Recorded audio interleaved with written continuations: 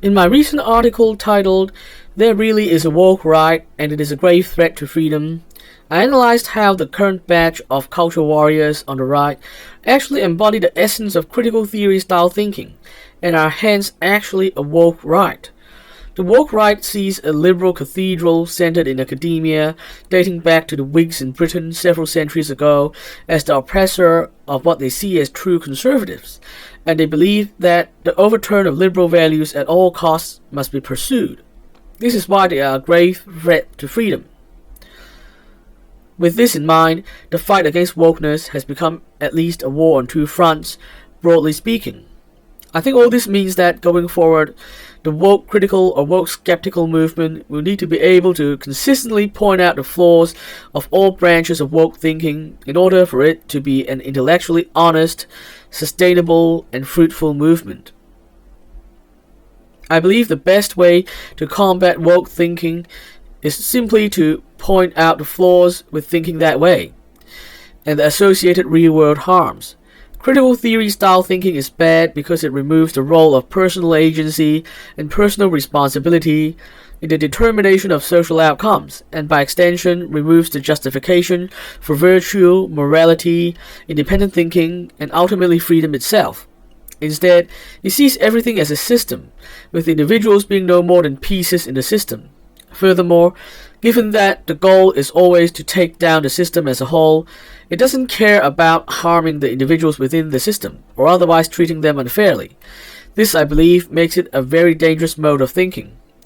Extremists on the woke left believe that all men are responsible for patriarchy, all white people are responsible for white supremacy, and so on, thus justifying their turn-the-tables of oppression style of thinking. This attitude is not only divisive, it has also caused real-world harms like the neglect of men's issues and needs on the left. On the other hand, extremists on the woke right believe that all establishment experts are bad, thus justifying a completely anti-science attitude towards everything from environmental science to public health. Moreover, they also believe that LGBT people are products of liberal ideology, thus justifying their support of policies that are harmful and unfair to LGBT individuals. Both the woke left and the woke right are clear examples of why this mode of thinking needs to be thoroughly challenged and ultimately defeated. It is for the good of humanity's future that we must win this battle of ideas decisively. I used to mainly combat woke thinking with classical liberal values and philosophy. I actually don't think that is the best approach anymore. Don't get me wrong, classical liberal values and philosophy are indeed a good antidote to woke thinking, and they are effective against both the woke left and the woke right, and we should continue to develop those arguments. However, what we need to recognize is that political philosophy is like religion. We all have our own beliefs. Some of us have stronger beliefs than others, but at the end of the day, we have to acknowledge that in a free society, not everyone is going to share our beliefs. It is sometimes said that in a democracy, religious people can hold views that are influenced by their religion, but they still have to make their case in terms of secular, common values in the marketplace of ideas, if they want to build support for the change they want to see. I think it's a similar deal when it comes to political philosophy.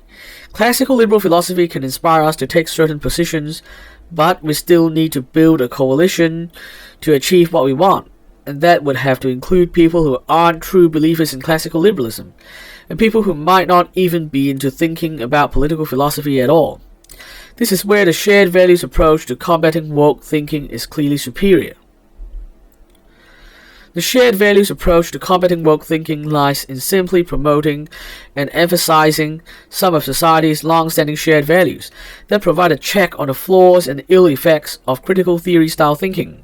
For example, universal compassion would prevent people from thinking of some individuals as belonging to or associated with oppressor groups based on their immutable characteristics, and treat them unfairly because of this. Objectivity would provide a check on philosophical theories that paint a picture of an oppressive system based on limited anecdotal evidence, and also prevent a blanket anti-expert, anti-science attitude from developing. Intellectual seriousness would prevent broad-brush thinking in general, and encourage us to look into the details of each issue before coming to a judgment as to what the correct answers are. Anti-tribalism would prevent us from lazily agreeing with the people on our own side, even if their ideas are not sound, and so on.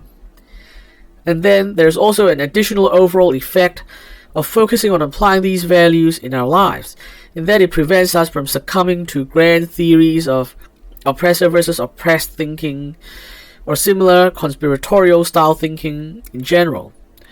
When you are dedicated to treating everyone with the same compassion and understanding the newest truth of every issue, your brain gets used to thinking about issues multifactorially. You become much less susceptible to grand theories about how society works based on false simplicity.